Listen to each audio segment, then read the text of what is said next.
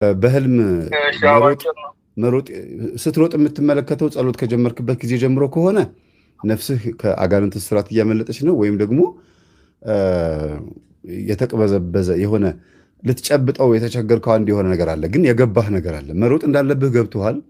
መሮጥ ሲባል በነፍስ በመንፈሳዊ ህይወት በማንነት ማለት ከሆነ ነገር ማምለጥ እንዳለብህ ተረድተሃል። ግን እ፣ ሮጦ መደበቅ ማለት እ፣ ለጥያቄዎችህ መልስ ማግኘት እንዴት እንደምትችል ግራ መጋባት ማለት ነው። አንድ ሰው ሮጦ ከተደበቀ የተደበቀው ቤተክርስቲያን ካልሆነ ወደ ቤቱ ሮጦ ካልገባ ወይም ወደሚያውቀው ሰው ሄዶ ካልደረሰ የምታውቀው ሰው ጋር አጠገብ ሄዶ ካልቆምክ የምትሮጠው የድካም ሩጫ ነው፣ ከንቱ ነው፣ ወይም ደግሞ ከሆነ ነገር ብቻ ለመሸሽ ለማምለጥ ነው የሚል ትርጉም ነው ያለው።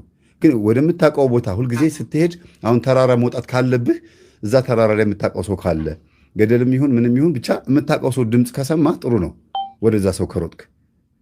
ግን የምታውቀው ሰው ካልሆነ ወይ የምታውቀው ቦታ ካልሆነ ቆም ብለህ ማሰብ ይገባሃል። አንድ የሆነ በህይወትህ ላይ በከንቱ የሚባክን እድሜ፣ ጉልበት፣ ጊዜ አለ ማለት ነው። የምትደበቀውም ከራስህ ሐሳብ ነው፣ ወይም ደግሞ ከሆነ ነገር እየሸሸህ ነው ማለት ነው ትርጉሙ። ግን ጥሩ ነው መንቀሳቀሱ፣ መሮጡ፣ ወይም ደግሞ አንድ የሆነ ነገር እየተከተለህ እንደሆነ አንድ የሆነ ነገር ሊመጣብህ እንደሚችል እያሳሰበህም ነው። በህይወት ዘመንህ በተለይ አሁን በቆምህ በህይወት እያለህ ዝም ብለህ የምትረዳው በኮመን ኖሌጅ የምትረዳው ነገር አለ።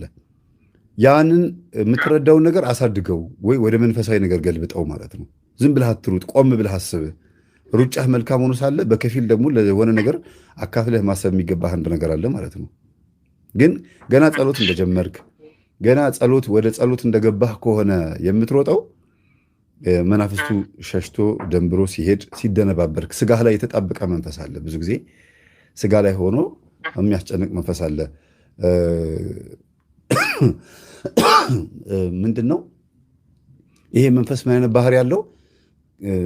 ስጋህ ስሜት ሲሰማው መንፈሱ የሚሰማዋል፣ መንፈሱ ሲሰማው ደግሞ አንተ ይሰማሃል።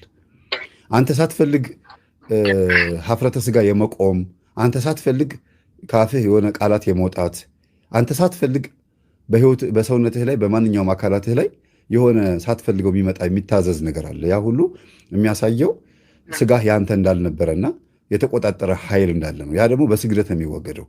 ቆም ብለህ መንፈሳዊ ህይወትህን አስተውለህ ስትሰግድ ስትጸልይ መንፈሱ ይደነባበራል። እና በህልም ሲታይ ብዙ ጊዜ እንዲህ ስጋ ላይ የተጣበቀ መንፈስ ብዙ ጊዜ ሲታይ በህልም ያሯሩጣል።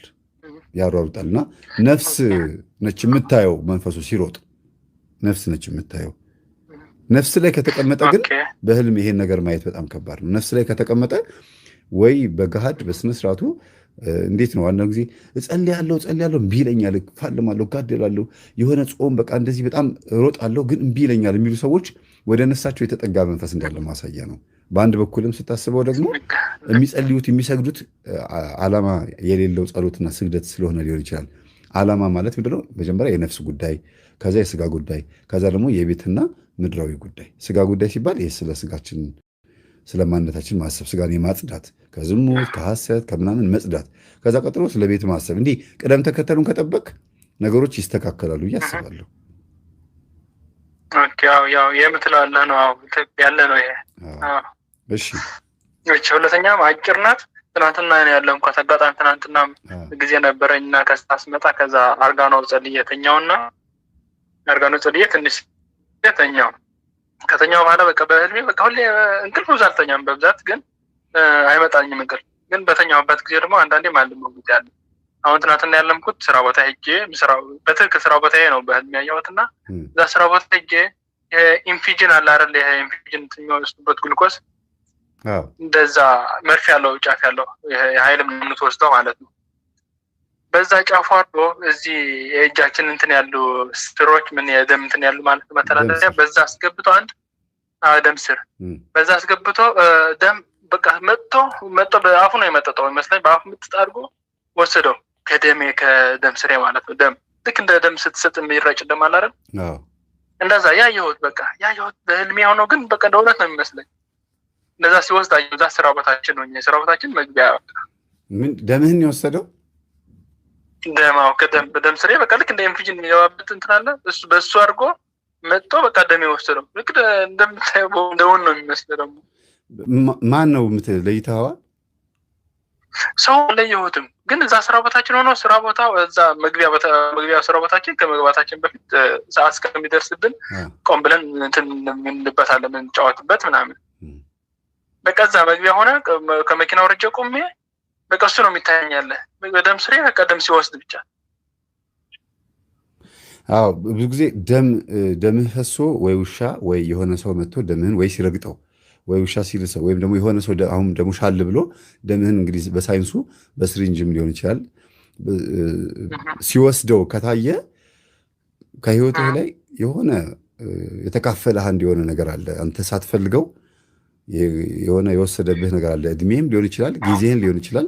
ስራህ በጣም ከእግዚአብሔር ጋር እንትን ሆኖብሃል፣ በጣም ተሻምቶብሃል ብዬ ነው የማስበው። እና ደም ከተወሰደ ከህይወትህ ላይ ሊወሰድ የማይገባው ወይ ጊዜ ወይ ደግሞ ጉልበት ወይ ደግሞ ማንነትህን ምናልባት እንግዲህ የስራው ጸባይ ምን እንደሆነ ባይታወቅም ያ ነገር ጥሩ አይደለም። ደም ሲወሰድ ከታየ ጥሩ አይደለም።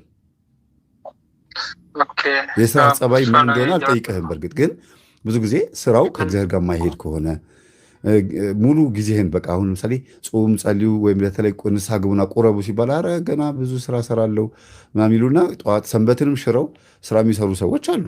በጣም በቃ ጊዜያቸውን አባክነው በጣም ገንዘብ ለማትረፍ የሆነ ቤተሰሪ ደም የለውም ይባላል እና በቃ የሆነ ዓላማ እስከሚከናወን ድረስ በጣም ለፍተው የሚሰሩ ሰዎች አሉ። ግን ለድካም ለከንቱ የሚሆን ነገር ነው። ደም ሲወሰድ ከታየ ብዙ ጊዜ ያ ነገር ከንቱ እንደሆነ ከአንተ ውስጥ ደግሞ ከህይወትህ ላይ የሆነ የተጋራህ ነገር አለ። አንተ በራስህ ደም ላይ በራስህ ህይወት ላይ የተጋራህ ሌላ ኃይል እንዳለ ማሳያ ነው። የስራው ጸባይ፣ ደሞዝህ፣ ገንዘብህ ሊሆን ይችላል። ያው ስራ ኖርማል ስራ ነው፣ ችግር የለም ብናገርበትም ኖርማል ስራ የሆነ ካምፓኒ ነው ስራ ካምፓኒ ውስጥ ሆነ የሆነ እንደዚህ ፎርክሊፍት አለው እንትን በቃ የሚሰቅሉ የሚያወርዱ እንደዛ አይነት ነው የኔ ስራ። አዳር ሙሉ ቀን የምትሰራ ወይስ ሽፍት አለው? አዳር አለኝ 2 ወር 2 ሳምንት አለኝ አዳር። የአዳር በጣም አልወደውም ስሉ በጣም ያበሳጭ አዳር አለኝ 2 ሳምንት ማለት ነው። ሌላ ጠዋትና ከቀን ማለት ነው። ጠዋትና ከሰዓት ማለት ነው ያለኝ። ይሄን ነው የኔ ስራው። ከዛ ላይ ገንዘብ አስራት ታወጣለህ? በአንድ አቅሜ ያወጣለሁ። አስራት ጥሩ ነው። ቀጥሎ ይሄንን ሲወስድብህ የነበረ መንፈስ እንደሆነ እያሳየህም ነው። በፊት ከመንቃትህ በፊት በዛ ሰዓት ላይ ህይወትህን የተካፈለ ኃይል እንዳለ ማሳያም ነው።